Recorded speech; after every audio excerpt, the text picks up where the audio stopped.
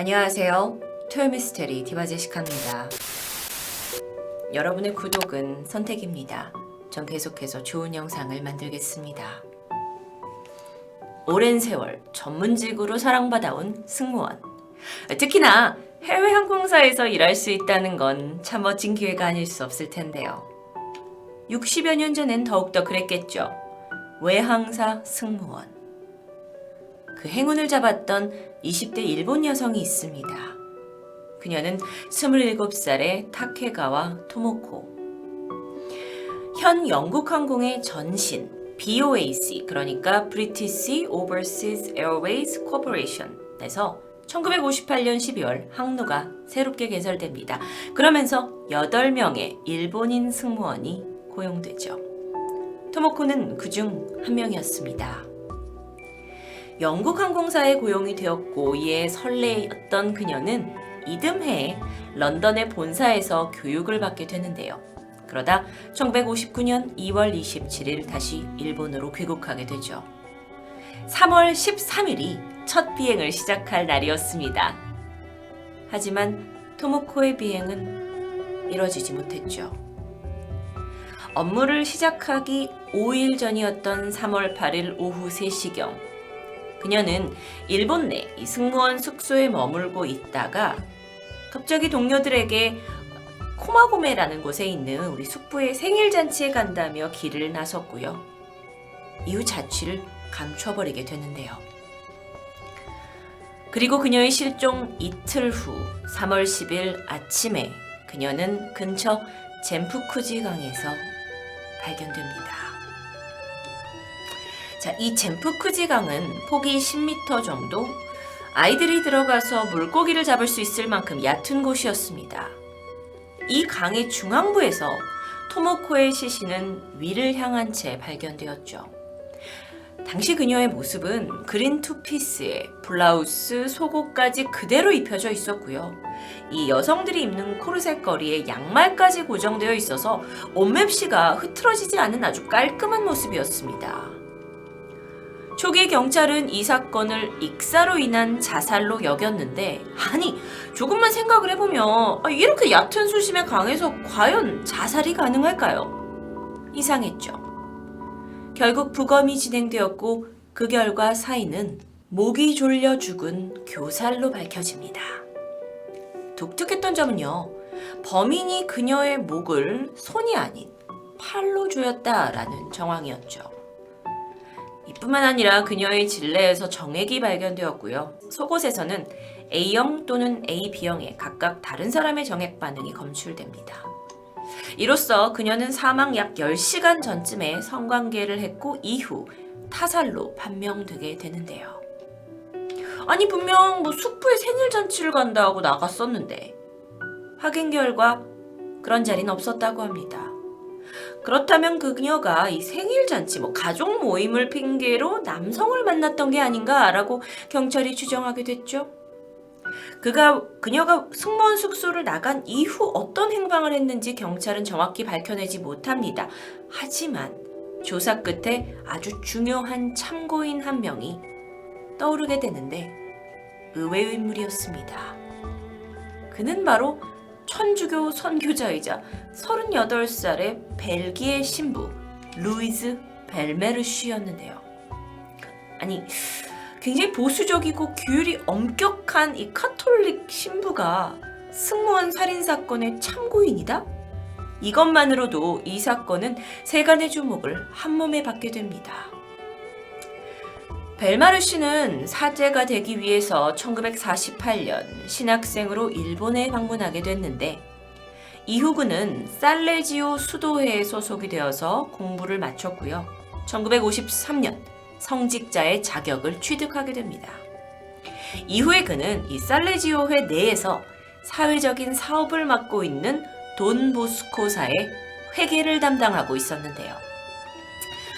아마 살레지오회가 어떤 건지 좀 익숙지 않으실 수 있을 텐데 이게 세계 각국에서 교회나 수도원, 학교 같은 단체를 가지고 있는 카톨릭의 한 일파라고 합니다. 일본에서 오랫동안 선교를 한 역사는 아니지만 당시에는 굉장히 적극적인 선교 활동으로 급속하게 세력이 확장되어 오고 있었죠. 그럼 그 살레지오에 속한 돈 보스코사는 일본에서 이들이 선교 활동을 확대하기 위해서 이탈리아 본부에서 돈과 원조 물자, 기부금 등을 보내오고 이걸 이제 운용을 해서 일본 내 포교 활동을 벌이고 있던 단체라고 이해하시면 될 것 같습니다. 아니 근데 이런 벨메르시 신부님이 살인사건에 지목된 이유는 무엇이었을까요? 사실 이전부터 약 10년 동안 이 신부가 머무는 동안 일본에서 수도의 보모나 간호사와 관계가 있었다라는 불미스러운 소문이 있었다고 합니다. 특히나 토모코는 가톨릭 신자였는데요.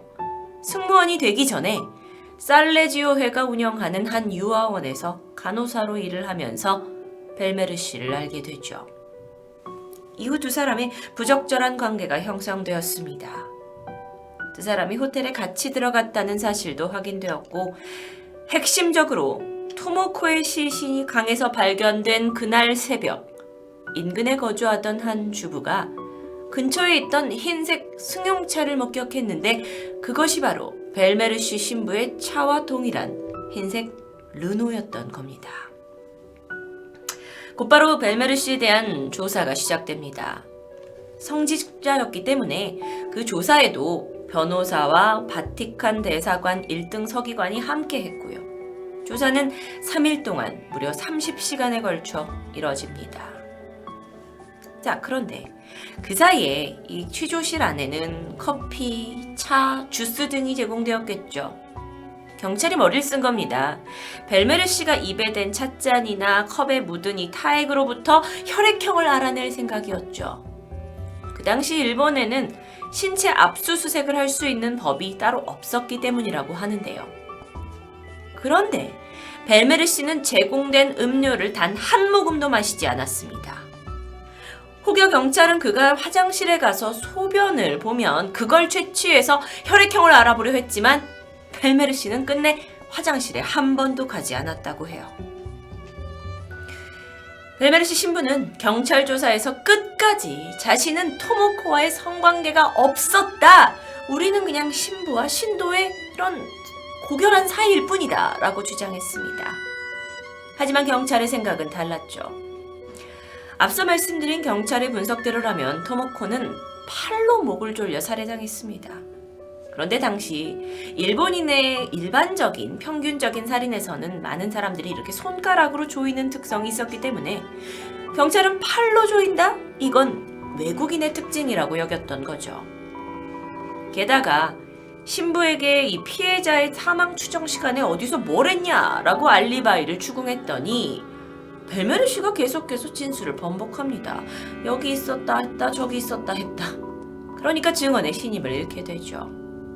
이런 정황 때문에 벨메르시 신부를 경찰은 범인이라고 지목하고 있었는데 그러다 갑자기 6월 11일 그가 본국으로 돌아가 버렸습니다. 조사가 채 끝나기도 전이었죠.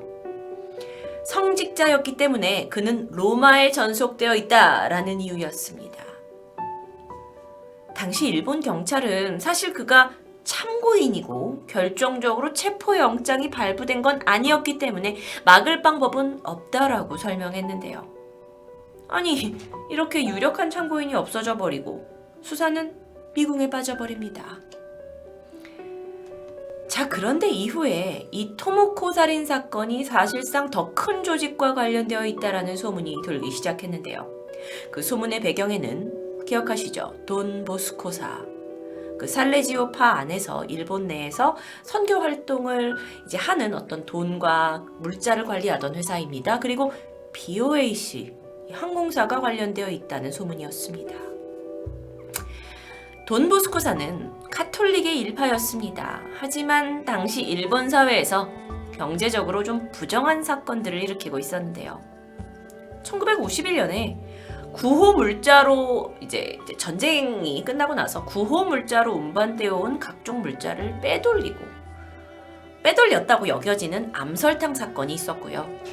그 다음 해 1952년에는 일본에 운반해 온 이 어떤 암달러를 환율을 올려가지고 환전해서 큰 이익을 얻었다라고 하는 소위 암달러 사건, 여기에 다 연루가 돼 있었죠. 그러니까 이 돈 보스코사가 결코 투명하지 않은 회사인데 이곳의 회계를 담당하고 이 비리를 가장 잘 알았던 사람이 바로 벨메르시 신부였습니다. 한편 당시 BOAC 노선은 카톨릭 포교단의 자금 수송로로 여겨지고 있었어요. 그러니까 앞서 말했던 암달러 사건도 이 BOAC 항공으로 인해서 운반된 것이었고요. 이뿐만 아니라 1959년에는 BOAC 승무원 메리라는 사람이 화장품 상자를 위장해서 여기에 보석이나 금을 밀수한 사건도 있었고요. 1960년에 BOAC 승무원 파서와 관계자 127명이 이 비행기를 통해 마약 밀매를 했다는 것에 연루돼서 한꺼번에 해고되는 사건도 있었습니다. 자, 살레지오파는 물자를 공급하죠. 그걸 운반하는 건 BOAC 항공입니다. 그리고 그 물건을 일본에서 받은 사람이 돈 보스코사이죠. 그 세 연관 사이에 토모코가 존재했다는 겁니다. 그러고 보니까 채용 과정도 좀 의심스러웠습니다. BOAC의 승무원 채용 규정은 20세에서 25세였는데 토모코는 27살인데도 불구하고 합격을 했던 거죠. 게다가 그녀가 런던에서 훈련을 받던 기간 중에 굉장히 의심스러운 정황이 있었다고 동료들의 증언이 이어집니다. 단독 행동을 특히나 많이 했고 이른 아침에 서둘러 나가는 일도 있었고 편지 같은 걸 유심히 본 적도 있었고 런던에서 뭔가 겁먹고 있는 느낌이 있었다.